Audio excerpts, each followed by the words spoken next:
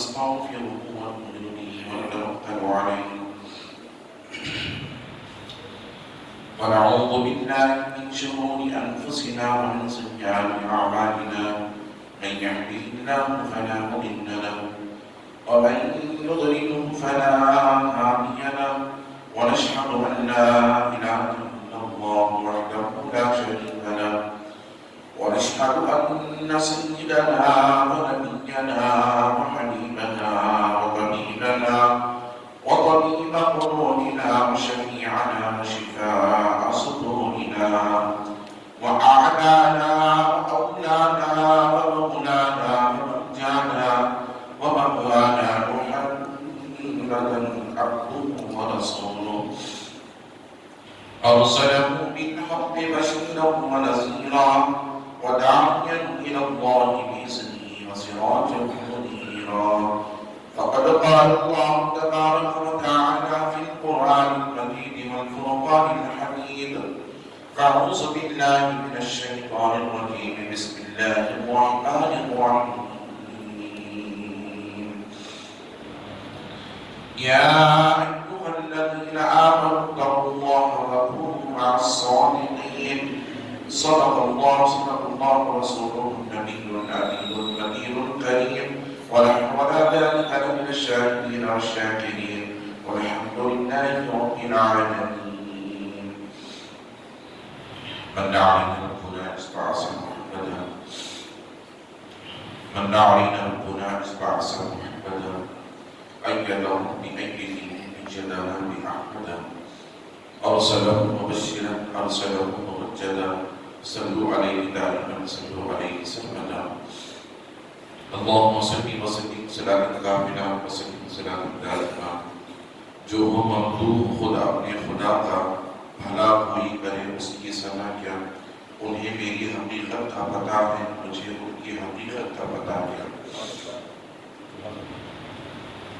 تمنا درد دل کی ہو تو کر خدمت فقیروں کی تمنا درد دل کی ہو تو کر خدمت فقیروں کی نہیں ملتا ہے گوہر بادشاہوں کے خصم نگاہیں مرد مومن سے بدل جاتی ہیں تبدیلیں جو ہو ذوق یقین پیدا تو کٹ جاتی ہیں زنجیریں کوئی اندازہ کر سکتا ہے ان کے زور بازو کا ید بیضا لیے بیٹھے ہیں اپنے آستینوں میں نمود شاد ربانی ظہور نور یزدانی نمود شاد ربانی ظہور نور یزدانی خدا کا دوسرا کوئی نہ کوئی آپ کا سانی خدا کے دین کی حقانیت کے دونوں شاہد ہیں خدا کے دین کی حقانیت کے دونوں شاہد ہیں معین الدین اجمیری محب الدین جیلانی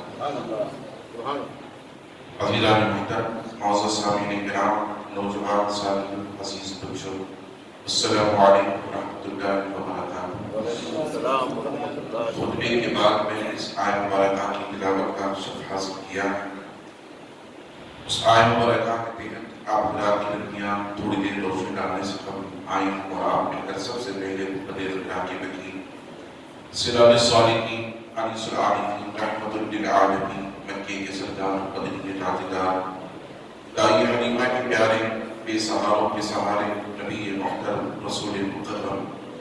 نور مجسم آفتاب رسالت مہتاب نبوت کونین کی زینت غم گسار امت صاحب جود و عطا ہم غریبوں کے آقا و مولا حضور سید عالم احمد مجتبی جناب محمد رسول اللہ صلی اللہ تعالی علیہ وسلم کی مقدس ذات بابرکات کی بارگاہ میں عقیدت محبت حدیت التشریف کرنا پیش فرمائیں بڑے اللہم صلی علی سیدنا محمد وعلی سیدنا محمد صلاۃ و سلام علیک یا رسول اللہ نبی اور علی نبی کی بارگاہ میں ایک مرتبہ محمد الناس صلی اللہ علیہ نبی کی بارگاہ صلی اللہ علیہ وسلم صلاۃ و سلام علیک یا نبی اللہ رسول اور علی رسول کی بارگاہ میں ایک مرتبہ باواز بر اللہم صلی علی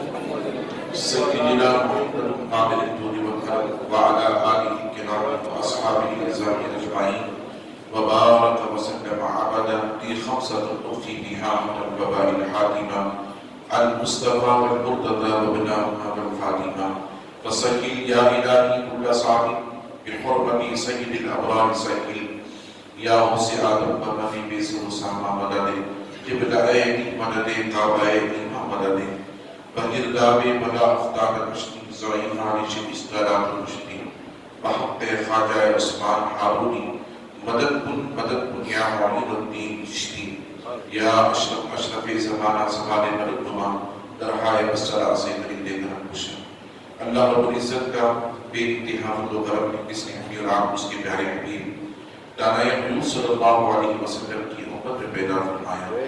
لاکھوں کروڑوں درود و سلام اس کے آخری پیارے رسول علیہ السلام کی مقدس ذات بابرکات پر جن کی خاطر اللہ رب العزت نے تمام کائنات کا وجود بخشے عزیزان محترم آپ حضرات بخوبی جانتے ہیں یہ ماہ رجب ہے اور رجب المرجب کے تعلق سے گزشتہ جمعہ میں نے آپ حضرات کے سامنے اس ماہ کی فضیلت اور دیگر موضوعات پر آپ حضرات کے درمیان روشنی ڈالنے کی کوشش کی تھی۔ رجب ہی کا مہینہ ہے جس مہینے میں کئی اللہ والوں کی تقریبات ہوا کرتے ہیں اور یہ وہ مہینہ ہے جس مہینے کی 6 تاریخ کو خواجہ خواجگان خواجہ غریب النواز عطائے رسول معین الدین چشتی سنجری اجمیری درباری علیہ رحمۃ والاسلام کا عظیم عرس مبارکہ ہوا کرتا ہے، جن کے صدقے سے، جن کی محنتوں، کاوشوں اور کوششوں کے صدقے سے، جن کے ہمارے ملک میں قدم رنجا ہونے کے صدقے سے اللہ نے ہمیں ایمان سے مشرف فرمایا، اللہ نے ہمیں ایقان سے مشرف فرمایا، ایمان سے مشرف فرمایا۔ وہ ذات مقدسہ کا عرس مبارکہ اسی ماہ کی 6 تاریخ کو ہوا کرتا ہے۔ ساری دنیا سے لوگ جو ہے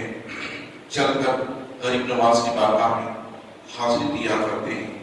اور غریب نواز کے فیض کو حاصل کیا کرتے ہیں۔ عزیزان محترم، آج میں غریب النواز علیہ رحمۃ والاسلام کی زندگی پر کچھ تبصرہ کرنے سے قبل اور آپ کی زندگی کے کچھ گوشے، کچھ حالات آپ حضرات کے درمیان رکھنے سے قبل میں آپ حضرات کو بتانا چاہتا ہوں کہ یہی وہ مہینہ ہے جس مہینے کی 27ویں شب کو ہمارے اور آپ کے پیارے آقا سرور کون و مکان، ہم غریبوں کی تاجدار جناب محمد رسول اللہ صلی اللہ علیہ وسلم معراج ہوئی اور کائنات میں کسی رسول کو، کسی نبی کو اللہ نے لامکان کی منزل پر نہیں بلایا اور لامکان کی منزل پر بلا کر بھی آئینی ہی اپنا دیدار نہیں کرایا سوائے ہمارے اور آپ کے پیارے آقا کے۔ لہذا سب سے بڑی بات یہ وہی مہینہ ہے جس مہینے کی 27ویں شب کو اللہ نے لامقام اپنے محبوب کو بلا کر بھی آئینی ہی اپنے دیدار سے رسول اعظم کو مشرف فرمایا اور صرف مشرف ہی نہیں فرمایا بلکہ آقا علیہ السلام کو اپنے قریب بلا کر گفتگو بھی کی، کلام بھی کیا اور اپنے محبوب کو نعمتوں سے نوازا اور اپنے محبوب کو کائنات کے خزانوں کی کنجیوں کی چابیاں عطا فرمایا۔ اسی لیے امام عشق محمد فاضل بریلوی علیہ رحمہ نے کہا، میں تو مالک ہی کہوں گا میرے مالک کے حبیب، یعنی محبوب اور وہی میں نہیں میرا تیرا۔ عزیزان محترم، اسی لیے اجمل سلطان پوری نے بڑی خوبی سے، بڑے ایمانداری سے یہ بات کہی، اللہ سب کا خالق سرکار سب کے مالک، اللہ سب کا خالق سرکار سب کے مالک، خالق نے مصطفیٰ کو مالک بنایا اور پھر اپنی بے بساطی کا ذکر کرتے ہوئے آخری میں فرمایا، اجمل کسی بشر نے طاقت کہاں کی سمجھی، اجمل کسی بشر نے طاقت کہاں کی سمجھے، محبوب اور محب میں راز و نیاز کیا ہے۔ یہ محبوب اور محب کی باتیں تھیں لامقام پر، ایک محبوب تھا اور ایک محب تھا۔ عزیزان محترم، کائنات ساری کائنات لہذا رب کی محبوب ہوا کرتی ہے، ساری کائنات رب کی محبوب ہوا کرتی ہے لہذا، اور ایک ہوتا ہے محب اور ایک ہوتا ہے محبوب۔ محب وہ ہوتا ہے لہذا جسے چاہا جاتا ہے، اور محبوب وہ ہوتا ہے جس سے محبت کی جاتی ہے۔ عزیزان محترم، لیکن آج کی شب، اس مہینے کی 27 کی شب، ساری کائنات رب کو چاہتی ہے، مگر رب نے 27 شب کو بتا دیا کہ ساری دنیا مجھ سے محبت کرتی ہے، اور آج کی رات میں نے میرے محبوب کو بلا کر میں نے میری محبت کا دعویٰ کیا۔ عزیزان محترم، ان اللہ اشتاق لقائک یا رسول اللہ، حضرت جبرائیل عرض کرتے ہیں یا رسول اللہ، اللہ آپ کی دیدار کا مشتاق ہے۔ ساری دنیا رب کی دیدار کی مشتاق ہے، مگر رب فرماتا محبوب میں تیرے دیدار کا مشتاق ہوں، میں تیرے دیدار کا مشتاق ہوں۔ سوئے ہیں وہ بظاہر، دل ان کا جاگتا ہے، قلبے سے ان کی خودسی پیشانی کر رہا ہے۔ درود شریف پڑھیں، اللہم صلی علی سیدنا محمد وعلی سیدنا محمد وعلی وسلم، صلی اللہ علیہ وسلم یا رسول اللہ۔ عزیزان محترم، میرا موضوع میراث النبی نہیں ہے، میرا موضوع خواجہ ہند ہے۔ کچھ باتیں آپ حضرات کے درمیان غریب نواز علیہ رحمۃ الرضوان کی زندگی کے حالات کے تعلق سے رکھنے کی کوشش کرو، اور آپ کی زندگی سے ہمیں کیا سبق لینا ہے، اور کس طرح سے ہمارے ایمان کو بچانا ہے، اور کس طرح سے ہمیں دین کے لیے محنت و مشقت کرنی ہے، اس کے تعلق سے ان موضوعات کو لے کر ہمیں کاوش اور کوششوں کے ساتھ جو ہے اس بات کی طرف آمادہ ہونا ہے کہ یقیناً ہمیں خاموش رہنے سے کچھ حاصل نہیں ہوتا، بلکہ اسی وقت ہمیں کامیابی ملے گی جبکہ ہم غریب نواز کی زندگی کے نقش قدم پر چلیں گے۔ درود شریف پڑھیں، اللہم صلی علی سیدنا محمد کریمنا مولانا محمد نبی وسلم، صلی اللہ علیہ وسلم یا رسول اللہ۔ اور یہی وہ مہینہ ہے جس مہینے کی 22 تاریخ کو حضرت سیدنا امام جعفر صادق رضی اللہ تعالیٰ عنہ کے نام پور کی فاتحہ خوانی کا لوگ اہتمام بھی کرتے ہیں۔ عزیزان محترم، یہ تمام جتنے بھی کام ہیں یہ مستحبات میں شامل ہیں، کریں تو ثواب ہے اور نہ کریں تو اس کے تعلق سے کوئی پوچھ گچھ اللہ کی بارگاہ نہیں ہے۔ دو چیزوں ہی پر پوچھ ہے، ایک فرض ہے اور دوسرا واجب ہے۔ ایک خدا کے احکامات کی پابندی ہے، دوسرا رسول اعظم کے فرامین کی پابندی ہے، جس میں حقوق اللہ بھی ہے اور حقوق العباد بھی ہے۔ اللہ کے رسول کے قوانین اور فرامین میں حقوق اللہ بھی ہے اور حقوق العباد بھی ہے۔ عزیزان محترم، اللہ کرے ہمیں اللہ اس کے حبیب علیہ السلام کے احکامات پر عمل کی توفیق عطا فرمائے، اور اللہ ہمیں دنیا و آخرت میں کامیابی نصیب فرمائے۔ اللہ تبارک و تعالیٰ قرآن مجید میں ارشاد فرماتا ہے، یا ایھا الذین آمنوا اتقوا اللہ۔ یہ قرآن مجید کی آیت مبارکہ ہے۔ اللہ فرماتا ہے، اے ایمان والو، اتقوا اللہ، تم اللہ سے ڈرو۔ اتقوا اللہ کو اللہ سے ڈرو۔ اللہ تعالیٰ ایمان والوں سے خطاب فرما رہا ہے، یا ایھا الذین آمنوا اتقوا اللہ، اے ایمان والو تم اللہ سے ڈرو۔ فقہاء فرماتے ہیں، مفسرین فرماتے ہیں، اللہ کی ذات پر ایمان رکھتے ہوئے، اللہ کے نبی علیہ السلام کی ذات پر ایمان رکھتے ہوئے، قال اللہ و قال رسول صلی اللہ علیہ وسلم پر عمل کرنے کا نام اتقوا اللہ ہے۔ یعنی ہم اللہ پر ایمان لائے کہ اللہ ایک ہے اور لا شریک ہے، اس کے سوا کوئی ہمارا خالق و مالک نہیں، وہی ہمارا خالق ہے، یکتا ہے، وہی مالک حقیقی ہے۔ اس رب کے علاوہ کوئی ہمارا خالق نہیں ہے جس کی ہم بندگی کریں، جس کی ہم عبادت کریں اور جسے ہم اپنا معبود بنائیں۔ اس رب کے علاوہ کوئی ہمارا معبود نہیں، اس رب کے علاوہ کوئی ہمارا خالق نہیں۔ وہی خالق یکتا اور مالک حقیقی ہے، وہی عبادت کے لائق ہے، اس کے علاوہ کوئی عبادت کے لائق نہیں۔ سبحان اللہ، سبحان اللہ، لا الہ الا اللہ، اللہ کے سوا کوئی معبود نہیں۔ ایک ہوتا ہے عابد، ایک ہوتا ہے معبود۔ عابد وہ ہوتا ہے جو عبادت کرتا ہے، معبود وہ ہوتا ہے جس کی عبادت کی جاتی ہے، جس کی عبادت کی جاتی ہے۔ عابد عبادت کرنے والا، معبود جس کی عبادت کی جائے۔ ساری دنیا میں اس ایک معبود حقیقی کے علاوہ کوئی معبود نہیں ہے۔ ہر عبادت کا وہی لائق ہے اور ہر عبادت کا وہی قابل ہے۔ عزیزان محترم، یہ ہمارا عقیدہ ہونا چاہیے۔ اگر کوئی کسی اور کو عبادت کے لائق سمجھے، آپ علماء سے پوچھیں، ہمارے درمیان مفتی صاحب بھی ہیں، پوچھیں کہ وہ ایمان سے خارج ہو جاتا ہے۔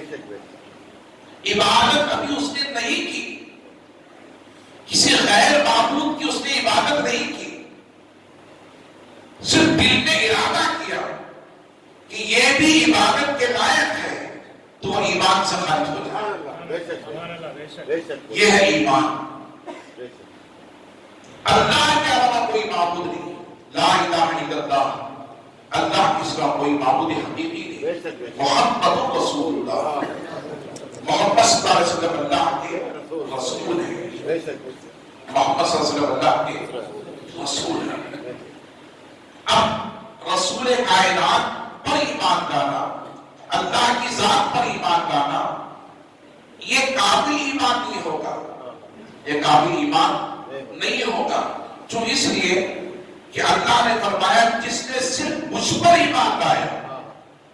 وہ ایمان والا نہیں ہوگا، وہ ایمان والا نہیں ہوگا۔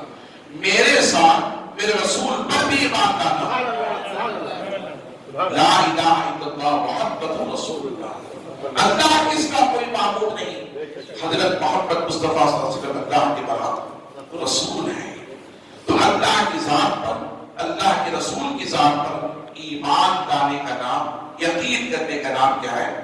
ایمان ہے۔ یقین کرنے کا نام، ماننے کا نام کیا ہے؟ ایمان ہے۔ اب ایمان اللہ کے رسول کی ذات پر یقین کرنے کا نام۔ عزیزان محترم، اب ہم ایمان لا چکے، ایمان کے دائرے میں آ گئے، اللہ پر بھی ہمارا ایمان ہے، رسول کائنات پر بھی ہمارا ایمان ہے۔ تبھی تو اللہ فرما رہا ہے اے ایمان کرو، یا ایھا الذین آمنوا۔ اگر خدا کی ذات پر ایمان نہ ہوتا، رسول اعظم کی ذات پر ایمان نہ ہوتا، تو اللہ نہ فرماتا اے یا ایھا الذین آمنوا، اے ایمان کرو۔ ہمارا ایمان ہے تبھی تو فرمانا ہے اے ایمان کرو، جو اس لیے کہ ہمارا ایمان خدا کی ذات پر بھی ہے، رسول کی ذات پر بھی ہے صلی اللہ علیہ وسلم۔ تب اللہ ہمارا ایمان، ہم ایمان کے دائرے میں آ گئے، ایمان کے اندر داخل ہو گئے،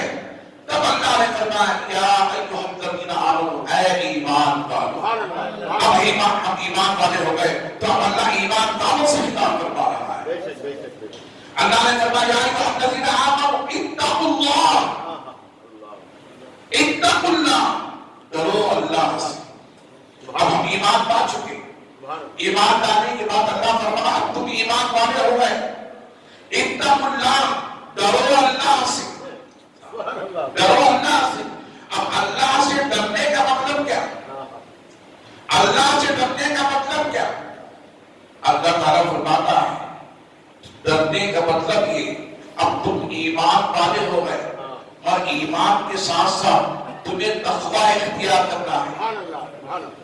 تقوی اختیار کرنا ہے۔ تقوی کیا ہے؟ قال اللہ، اللہ کے احکامات، وقال الرسول، نبی علیہ السلام کے فرامین اور سنتیں، اللہ کے فرامین پر عمل کرنا، اللہ کے نبی علیہ السلام کی سنتوں پر عمل کرنا، یہ ہے تقوی۔ یہ کیا ہے؟ تقوی ہے۔ اسی لیے تو آقا علیہ السلام جب دنیا میں جلوگر ہوئے، حضور جب دنیا میں تشریف لائے تو سیدہ آمنہ رضی اللہ تعالیٰ عنہ فرماتی ہیں، آپ فرماتی ہیں کہ جب حضور دنیا میں جلوگر ہوئے میرے پیٹ سے باہر نکلے، جلوگر ہوئے، تو حضرت سیدہ آمنہ فرماتی ہیں، اور وہاں پر حضرت سیدہ شفا بھی موجود تھی، حضرت سیدہ شفا بھی موجود تھی۔ سیدہ آمنہ فرماتی ہیں کہ جیسے ہی وہ بچہ محمد عربی نور بن کر دنیا میں جلوگر ہوا اور پیدا ہوتے ہی اس نے اپنے سر کو سجدے میں رکھا، پیدا ہوتے ہی اس نے اپنے سر کو سجدے میں رکھا۔ اللہ اکبر۔ ابھی سجدہ فرض نہیں ہے، بچوں پر نماز فرض نہیں ہوتی۔ آپ پوچھیں علماء سے، بچوں پر نماز فرض نہیں، بچوں پر روزہ فرض نہیں، بچوں پر زکات فرض نہیں، بچوں پر حج فرض نہیں، بچوں پر ماں باپ کی خدمت فرض نہیں، چونکہ انہیں اپنے شعور ہی نہیں ہے۔ اب یہ تمام احکامات، فرائض، واجبات، سنن ان پر کب جو لاگو ہوئے؟ ان پر لاگو ہوتے ہیں بلوغت کو پہنچنے کے بعد، بلوغت کو پہنچنے کے بعد۔ علماء فرماتے ہیں لڑکی کے لیے 9 سال، لڑکے کے لیے 12 سال بلوغت میں پہنچنے کے لیے۔ عزیزان محترم، اب کوئی 10 سال بھی کہتے ہیں، کوئی لڑکے کے لیے 13-14 سال بھی کہتے ہیں۔ عزیزان محترم، یہ عمریں ہوتی ہیں، یہ ابتدا کے مرحلے ہوتے ہیں، 9 سال اور 12 سال بلوغت پہنچنے کے لیے۔ جب تک یہ 9 سال لڑکی کے لیے، لڑکے کے لیے 12 سال کی ہو جاتے، اس وقت تک اسلام کا کوئی فرض، کوئی حکم ان پر لاگو نہیں ہوتا، کوئی حکم ان پر لاگو نہیں ہوتا۔ عزیزان محترم، ہاں میرے آقا نے ارشاد فرمایا جب بچہ 7 برس کا ہو جائے، بچہ 7 برس کا ہو جائے تو اسے نماز کی عادت ڈال۔ ماں باپ کو چاہیے کہ وہ اس بچے کو نماز کی دعوت دو، نماز کی دعوت دو۔ اللہ اکبر۔ 7 سال کی عمر میں جب بچہ 7 سال کا ہو جائے تب اسے نماز کے لیے کہو کہ وہ نماز پڑھے، اور نماز نہ پڑھے اسے مارا نہیں جا سکتا، اسے تنبیہ نہیں کی جا سکتی، اسے سزا نہیں دی جا سکتی 7 سال کی عمر میں۔ مگر میرے آقا ارشاد فرماتے ہیں یہی بچہ جب غالباً 10 سال یا 12 سال کا ہو جائے، 10 سال کا ہو جائے تو اسے نماز کا حکم دو، اور اگر نماز 10 سال کی عمر میں نہ پڑھے تو اسے تنبیہ کرو، اسے تنبیہ کرو، تھوڑی سی سزا دو اسے، تاکہ وہ نماز پڑھنے کا عادی ہو جائے۔ عزیزان محترم، لیکن ایسا ہوتا نہیں ہے۔ اگر ماں باپ یقیناً نمازی ہے، ماں بھی نمازی ہے، باپ بھی نمازی ہے، تو بیٹے کو 10 سال کی عمر میں نماز کی دعوت دینے کی ضرورت نہیں ہے۔ بیٹے کو 10 سال کی عمر میں نماز کی عادت دینے کی ضرورت نہیں ہے، چونکہ بیٹا باپ کو بھی نماز پڑھتا ہوا دیکھتا ہے، بیٹی باپ کو بھی نماز پڑھتی ہوئی دیکھتی ہے، باپ بھی نمازی ہے، بیٹا بھی نمازی ہے، لہذا وہ اپنے گھر کے ماحول کو لیتا ہے، اپنے گھر کے کلچر کو لیتا ہے، اپنے گھر کے کلچر کو لیتا ہے، ماحول کو لیتا ہے، انداز کو لیتا ہے۔ جب اپنے گھر کے ماحول کو دیکھتا ہے، گھر کے کلچر کو دیکھتا ہے، ماں متقی ہے، باپ متقی ہے، ماں نمازی ہے، باپ نمازی ہے، تو بیٹا بھی نماز پڑھنا شروع کرتا ہے، بیٹی بھی نماز پڑھنا شروع کرتی ہے۔ لہذا جیسے ماں باپ ہوتے ہیں ویسی اولاد ہوتی ہے، جیسے ماں باپ ہوتے ہیں ویسی اولاد ہوتی ہے۔ 10 سال کی عمر میں انہیں سزا دینے کی ضرورت نہیں پڑتی، 10 سال کی عمر میں انہیں مارنے کی ضرورت نہیں پڑتی، انہیں تنبیہ کرنے کی ضرورت نہیں پڑتی، انہیں سختی کرنے کی ضرورت نہیں پڑتی، جو اس لیے کہ باپ کو بھی نمازی دیکھ رہا ہے، ماں کو بھی نمازی دیکھ رہا، یہ بھی بچہ نماز پڑھتا ہوا نظر آتا ہے، سے بچوں کو دیکھے ہوں گے آپ، باپ جب گھر سے مسجد کو نکلتا ہے تو بیٹا جلدی جلدی تو بچہ ٹوپی پہن لیتا ہے، کرتا پہن لیتا، باپ نہیں پہنا تھا، بیٹا بچہ کو کرتا پہن لیتا ہے، باپ نہیں پہنا تھا، بچہ کو ٹوپی پہن لیتا ہے، باپ نہیں پہنا تھا، لہذا بلانا بچہ باپ کی انگلی پکڑ لیتا ہے کہ آپ کو میں بھی مسجد کو آؤں گا، میں بھی اللہ کے گھر کو آؤں گا، میں بھی اللہ کے گھر کو آ کر نماز پڑھوں گا، اللہ کا ذکر کروں گا۔ اللہ اور یہ کب ہوگا؟ جبکہ باپ نمازی ہوگا، اتنا اللہ کا پابند ہوگا، یعنی اللہ سے ڈرنے والا ہوگا، تب کہیں جا کر کے بیٹا بھی نمازی بنے گا۔ اور یہاں دیکھیں ابھی 7 سال یا بلوغت کو پہنچنے تک نماز فرض نہیں۔ حضرت سیدہ آمنہ فرماتی میرے آقا پیدا ہوتی سجدے میں سر رکھ گئے، سبحان اللہ، سبحان اللہ، سر کو سجدے میں رکھا، سر کو سجدے میں رکھ کر میرے آقا علیہ السلام نے کیا کہا؟ سب سے پہلے 3 مرتبہ کہا سبحان ربی الاعلی، کہتے سبحان اللہ۔ میرے آقا سجدے میں سر رکھ کر فرماتے سبحان ربی الاعلی، سبحان ربی الاعلی، اے اللہ تو پاک ہے، سبحان، اے اللہ تو پاک ہے، سبحان اللہ تو پاک ہے، اے اللہ تو پاک ہے، تجھ سے بڑھ کر کوئی پاک نہیں ہے، سبحان ربی الاعلی، اے اللہ ساری پاکیات تجھ سے ہے، تو پاک ہے، ساری پاکیات تجھ سے ہے۔ اللہ کا حضور فرماتے سبحان ربی الاعلی، اے اللہ تو پاک، اے اللہ تو پاک ہے اور اعلیٰ تو سب سے بہتر و بالا ہے، تیرے سوا کوئی بڑا نہیں، تیرے سوا کوئی بلند نہیں، تیرے سوا کوئی اعلیٰ نہیں، ساری کائنات میں سب سے بڑھ کر اور سب اعلیٰ مولا تو ہے، سبحان ربی الاعلی، اے اللہ پاک ہے اور سب سے بڑا تو ہے، سب سے اعلیٰ تو ہے۔ عزیزان محترم 3 مرتبہ آقا علیہ السلام کہتے ہیں سبحان ربی الاعلی، اے اللہ تو پاک ہے، تو اعلیٰ ہے۔ پھر حضرت سیدہ آمنہ فرماتی ہیں 3 مرتبہ کہنے کے بعد اللہ علی جو بچہ عقل نہ رکھتا ہو، جو بچہ شعور نہ رکھتا ہو، جو بچہ نبی نہ ہو، کبھی اپنی امت کی بات نہیں کرتا، کبھی اپنی امت کی بات نہیں کرتا، یہی سے مصطفیٰ اپنی امت کو عقیدہ دے رہے ہیں، اپنے غلاموں کو عقیدہ دے رہے ہیں، اپنے کلمہ پڑھنے والوں کو عقیدہ دے رہے ہیں، اپنے چاہنے والوں کو عقیدہ دے رہے ہیں، اپنے حضور کے نام پر مت ملنے والوں کو عقیدہ دے رہے ہیں۔ کیا فرماتے ہیں؟ رب حبلی امتی، ہمارے رسول 40 سال کے بعد رسول نہیں بنے بلکہ پیدا ہوتے وقت بھی رسول تھے، پیدا ہونے سے پہلے بھی رسول تھے۔ کہتے سبحان اللہ، ہاتھ اٹھا کر کہتے سبحان اللہ، میرا رسول پیدا ہوتے وقت بھی رسول تھا، پیدا ہونے سے پہلے بھی رسول تھا، ابھی تو کہہ رہا ہے رب حبلی امتی، اے اللہ میری امت کو تو میرے حوالے فرما دے، میری امت کو میرے حوالے فرما دے۔ لہذا عقیدہ یہ رکھنا چاہیے رسول پیدا، ہمارے نبی پیدا ہوتے وقت بھی رسول تھے، اور پھر کیا فرماتے ہیں اللہ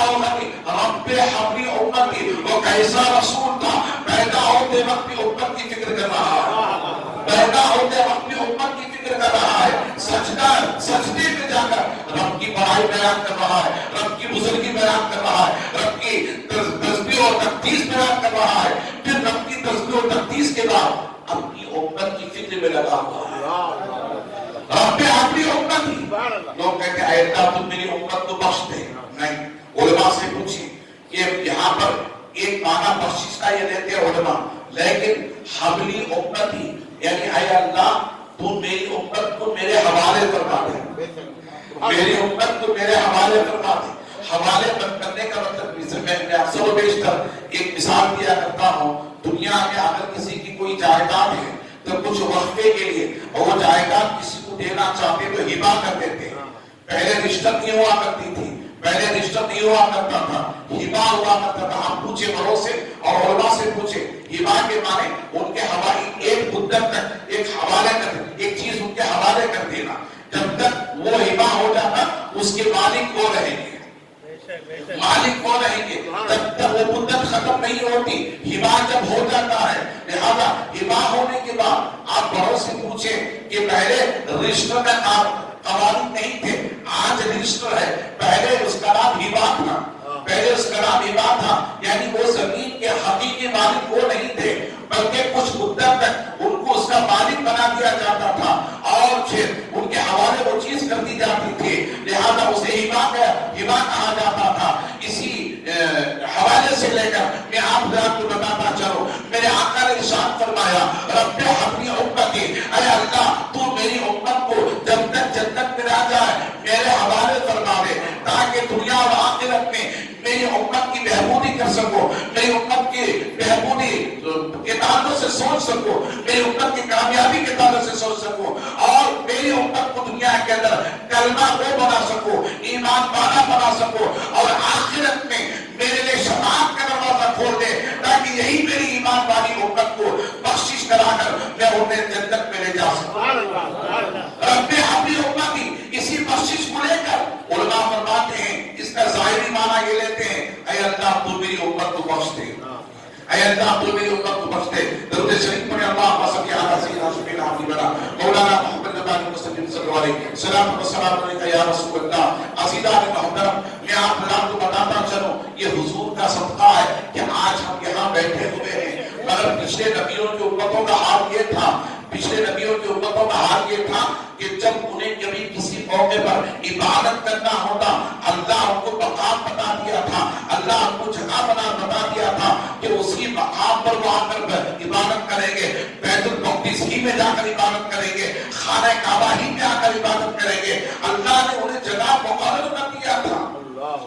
جگہ مقرر کر دیا تھا کہ وہ سجدہ کرے تو وہیں جا کر کریں گے، نماز پڑھیں گے تو وہیں جا کر پڑھیں گے، اللہ کا ذکر کریں گے تو وہیں جا کر کریں گے۔ یہ میرے آقا کا صدقہ ہے۔ اللہ غنی، جب حضور نے سجدہ پیدا ہوتی زمین پر سجدہ فرمایا، اس جنوری العربی مسجدہ، اللہ فرماتا ہے محبوب وہ پچھلے انبیاء تھے، ان کی ہم کو امتیں تھی جن کو میں نے قوانین بنا دیے تھے کہ وہاں پر یہی نماز پڑھیں گے، یہی عبادت کریں گے، یہی مجھے یاد کریں گے، یہی مجھے پکاریں گے، مگر اے محبوب تو نے پیدا ہوتی اپنے سب کو سجدے میں رکھا، تو تیرے سجدے کی قسم اسی نوری العربی مسجدہ میں تیرے خاطر تیری امت کو ساری روئے زمین کو سجدہ کا بنا دیا۔ اللہ غنی، ساری امت کو سجدہ، ساری زمین کو سجدہ کا بنا دیا۔ اب تیری امت جہاں چاہے وہاں مسجد بنا کر نماز پڑھے، اسی نوری العربی مسجد یا بخاری شریف کی حدیث ہے، اللہ فرماتا ہے محبوب تیرے سجدے کی برکت سے میں نے ساری روئے زمین کو سجدہ کا بنا دیا۔ وہ جہاں چاہے وہ حلال طریقے سے زمین کو خرید کر کے وہ مسجد بنا کر میری بندگی کر سکتی ہے، میری عبادت کر سکتی ہے۔ عزیزان محترم، اسی عبادت کا نام تقویٰ ہے۔ اتقوا اللہ، اللہ فرماتا ہے اے میرے بندو جب تم نے مجھ پر میرے محبوب پر ایمان لا چکے، اتقوا اللہ، ایمان کے بعد تم تقویٰ اختیار کرو، نمازی بن جاؤ، روزہ رکھنے والے بن جاؤ، تلاوت قرآن کرنے والے بن جاؤ، حاجی بن جاؤ، زکات دینے والے بن جاؤ، اور ماہ رمضان کے قدر کرنے والے بن جاؤ، قرآن کی عظمت کو بجانے والے بن جاؤ، ماں باپ کی خدمت کرنے والے بن جاؤ، پڑوسیوں کے حقوق کو بجا لانے والے بن جاؤ، اور میرے اور میرے محبوب کے احکامات پر چلنے والے ہو کر اتقوا اللہ کے مصداق میں داخل ہو جاؤ۔ اتقوا اللہ، جب نمازی بن گئے،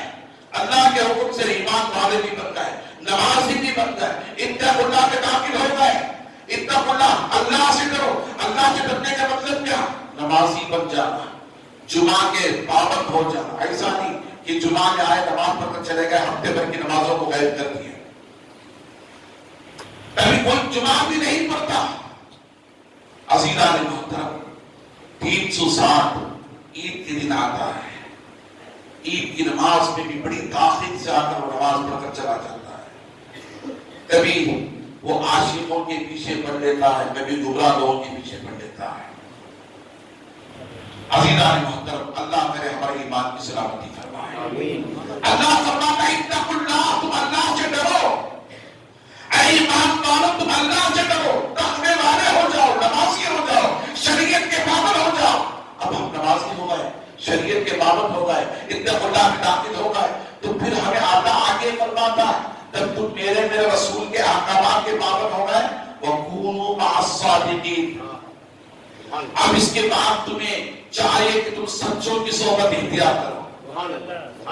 سچوں کی صحبت اختیار کرو۔ مولا سے پوچھو مولا وہ سچے کون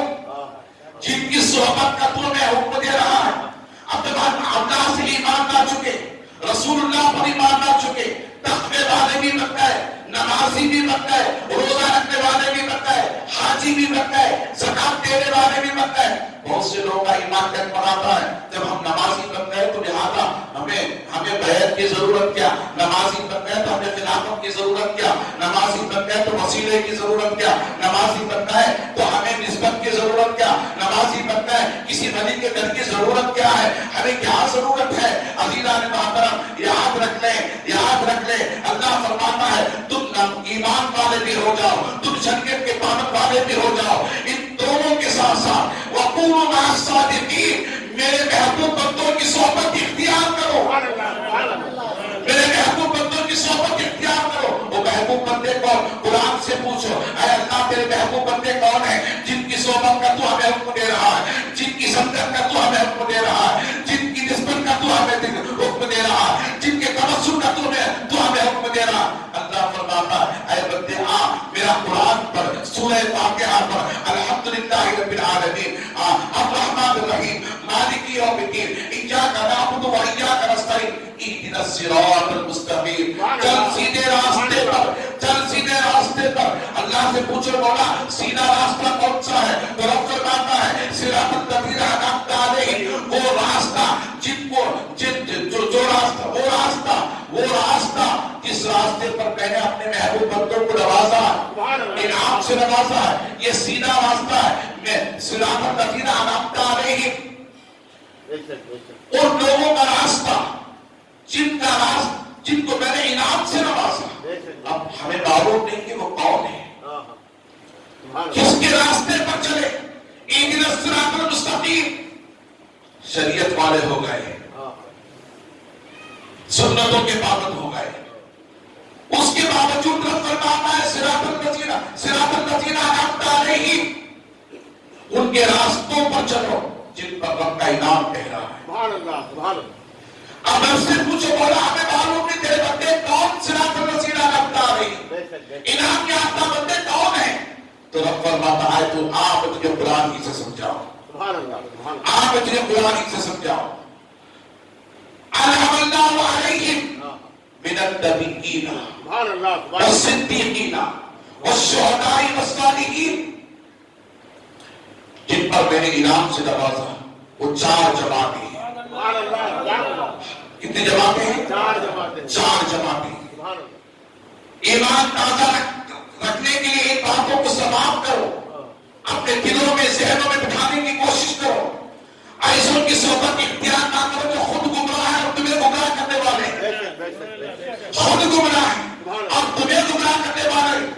والے ہیں، اور کہیں گے کہ تقویٰ کافی ہے، صحبت کی ضرورت نہیں، صحبت کی ضرورت ہے۔ اللہ فرماتا ہے وَقُولُوا مَعَ الصَّادِقِينَ، میرے سچوں کی صحبت اختیار کرو۔ انعم اللہ علیہم من النبیین والصدیقین والشہداء والصالحین، رب سے پوچھو مولا وہ چار انعام یافتہ بندے کون سے ہیں؟ اللہ فرماتا ہے سب سے پہلی جماعت انبیاء کی، اور سب سے پہلی جماعت کون سی ہے؟ انبیاء کی۔ پھر اللہ فرماتا ہے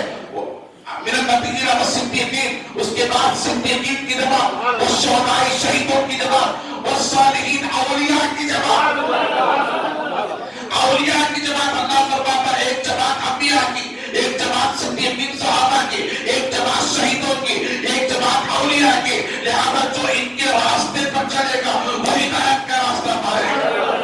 وہ ہدایت کا راستہ پائے گا۔ جو ان کے راستے سے ہٹے گا وہ کبھی ہدایت کا راستہ نہیں پائے گا۔ کبھی تو اہل سنت اپنے اسٹیجوں سے پکار کر کہتی ہے اے لوگوں اپنے ایمان کو سلامت رکھنا چاہتے ہو، اولیاء کی سنگت اختیار کرو، صحابہ کی سنگت اختیار کرو، شہداء کی سنگت اختیار کرو، انبیاء کی صحبت اختیار کرو۔ اب مجھے پوچھو سنگت کے لیے صحبت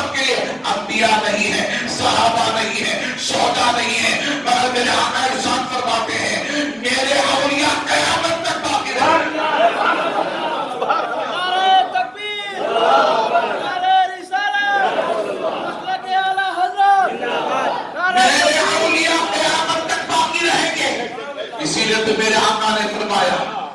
وَأَنَا تَارِكُ فِيكُمُ الثَّقَلَيْنِ میں تمہارے درمیان دو چیزیں چھوڑ کر جا رہا ہوں اولہما کتاب اللہ فیہ الہدی والنور سب سے پہلے اللہ کی کتاب جو ہدایت اور نور والی ہے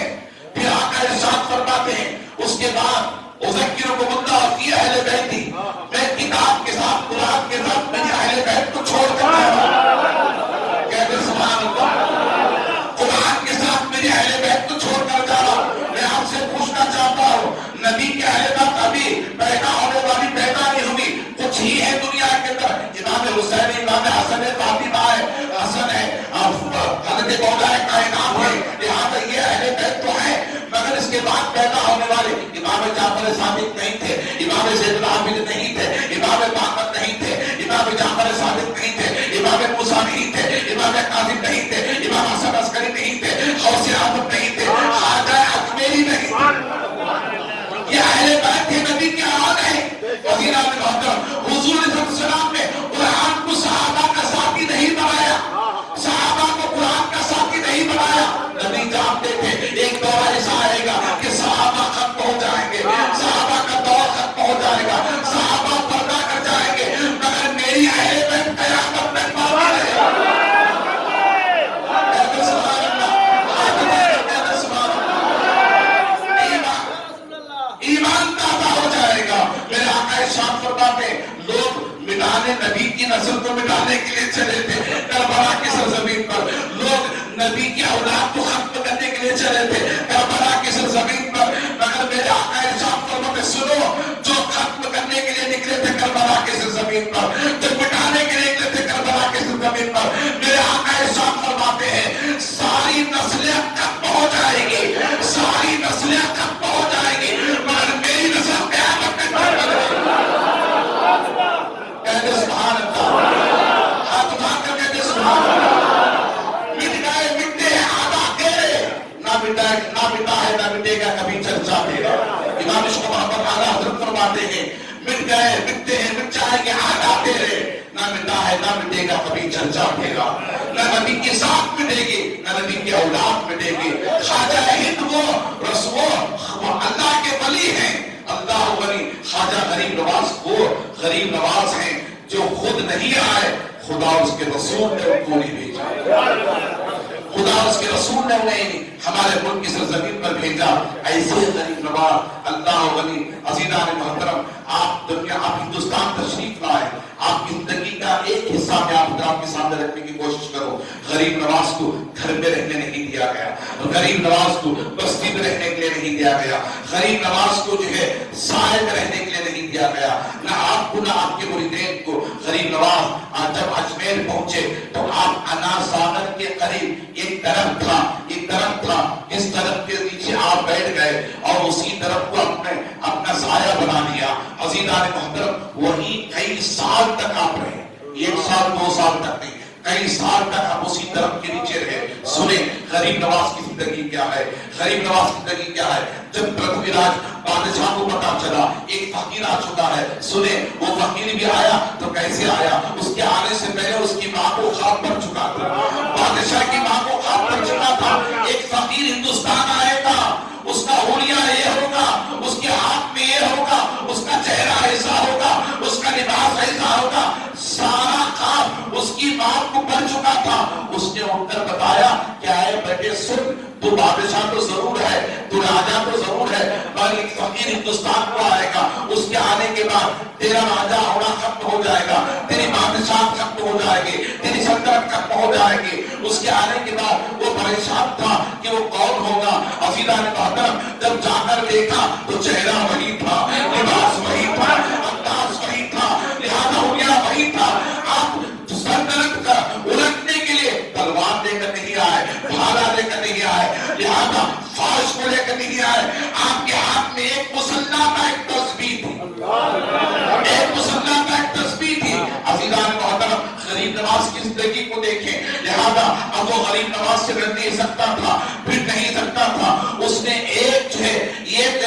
جادوگر کو بلایا جو سب سے بڑا ہندوستان کا جادوگر تھا اسے بلایا بلانے کے بعد ایسا کرو کہ اس فقیر کو ختم کر دو اسے تباہ کر دو اسے برباد کر دو اسے ختم کر دو کس کسی بھی اپنے جادوگری کے ذریعے سے اسے ختم کر دو، چونکہ اسے اپنی سلطنت کا ڈر تھا، اپنی حکومت کا ڈر تھا، اپنے تخت کا ڈر تھا۔ اب راجہ آیا، آنے کے بعد سارے اوزار کو لے کر کے آیا، اور لہذا جادوگر اپنے سارے اوزار کو لے کر کے آیا غریب نواز کی بارگاہ میں کہ غریب نواز کو اپنی جادوگری کے ذریعے ختم کر دے۔ عزیزان محترم، اس نے سانپ چھوڑے، رسیاں چھوڑی، نہ جانے کون کون سے حربے اس جادوگر نے استعمال کیے، مگر ایک حربہ کام نہیں آیا، ایک حربہ کام نہیں آیا۔ جیسے ہی وہ لہذا اپنی جادوگریت کے حربوں کو چھوڑتا غریب نواز پر، غریب نواز کی نگاہ ہوتی، وہ جل کر ختم ہو جاتا، وہ جادو جل کر ختم ہو جاتا۔ عزیزان محترم، کیوں ختم نہ ہوتا؟ جن آنکھوں میں مصطفیٰ کا نور تھا، جن آنکھوں میں مصطفیٰ کا نور تھا، اس غریب نواز کے آنکھوں سے جادو کا ختم کیوں نہ ہوتا؟ آخر وہ ناکام ہو گیا، بادشاہ کے پاس گیا، اس نے کہا کیا تم نے اس فقیر کو ختم کر دیا؟ کہا نہیں ختم کیا۔ تو کہا کیوں نہیں کیا؟ تو اس نے کہا میں تو کیا، تو ساری دنیا کے جادوگروں کو بلا لے، تو اسے ختم نہیں کر سکے گا، تو اسے ختم نہیں کر سکے گا۔ عزیزان محترم، اس راجہ نے، بادشاہ نے پوچھا اے جادوگر بتا اس کی وجہ کیا ہے؟ سنے غریب نواز کی زندگی کو، غریب نواز کے تقوی کو۔ اس جادوگر نے کہا اے راجہ سن، اے بادشاہ سن، اس وجہ سے وہ اسے ختم نہیں کر سکیں گے کہ کبھی اس نے اپنی زندگی میں ان آنکھوں سے کسی اجنبی عورت کو بدنگاہی سے نہیں، اپنے آنکھوں سے بدنگاہی سے کبھی اس نے نہیں دیکھا، جس کی وجہ سے اسے تم ختم نہیں کر سکتے۔ اللہ، یہ تقویٰ تھا غریب نواز کا۔ اس غریب نواز کے چاہنے والوں کا حال کیا ہے؟ آج ہمارے اندر تقویٰ ہے، پرہیزگاری ہے، چشتی رنگ، لوگ کہتے ہیں کہ ہم چشتی رنگ میں رنگ چکے ہیں۔ عزیزان محترم، یاد رکھیں کلر کا نام چشتیت نہیں ہے، کلر کا نام چشتیت نہیں ہے، یاد رکھیں صحبت کا نام چشتیت ہے۔ غریب نواز کی زندگی کو اپنے اندر سنبھالے لینے کا نام چشتیت ہے، غریب نواز کے تقوی کو اپنے اندر بولنے کا نام چشتیت ہے۔ عزیزان محترم، میں آپ کو بتاتا چلو، وقت ختم ہو چکا ہے۔ آج لنگر بھی ہے کرناٹکا غریب نواز ٹرسٹ کے نوجوانوں کی جانب سے، مکہ مسجد کے ذمہ داروں کی جانب سے آج سالانہ عرس کے موقع پر اور جمعہ کے دن سے کرناٹکا غریب نواز ٹرسٹ کے نوجوان مکہ مسجد کے ذمہ دار غریب نواز کی چھٹی شریف کے لنگر کا اہتمام کرتے ہیں۔ اب چھٹی شریف کا 6واں دن تو ختم ہو گیا، مگر اس کی وجہ جمعہ میں کرنے کی وجہ یہ کہ آپ لوگوں کی وجہ سے، آپ لوگوں کی وجہ سے، تاکہ آپ سب لوگ غریب نواز کا تبرک لیتے ہوئے جائیں، غریب نواز کی بارگاہ کا تبرک لیتے ہوئے جائیں۔ عزیزان محترم، میں آپ حضرات کو بتاتا چلوں کہ آج چھٹی شریف کی فاتحہ خانی ہے، چھٹی شریف کی فاتحہ خانی ہے۔ جو کبھی کسی بندے پر احسان کرتا ہے تو لہذا احسان جس پر ہوتا ہے وہ کبھی زندگی میں نہیں بھولتا ہے۔ غریب نواز کے نام سے کھلانے والوں، یاد رکھ لو تم آج غریب نواز کے نام سے کھلا رہے ہو، مگر یہی کھلانا تمہاری قبر میں اور حشر میں کام ہے۔ مگر ضروری ہے کہ کھلانے کے ساتھ ساتھ غریب نواز کی زندگی پر تم عمل کرو، غریب نواز کی زندگی کو اپنا لو۔ جس طرح سے ان جادوگر نے کہا میں نے دیکھا غریب نواز کی آنکھوں کو کہ اس بندے نے کبھی اپنی آنکھوں سے کبھی کسی غیر عورت پر بدنگاہی سے آنکھ نہیں ڈالی، جس کی وجہ سے اسے تباہ نہیں کر سکتے۔ عزیزان محترم، آج چھٹی شریف کی فاتحہ خانی ہے، آپ حضرات شریک رہیں دعا میں بھی، اور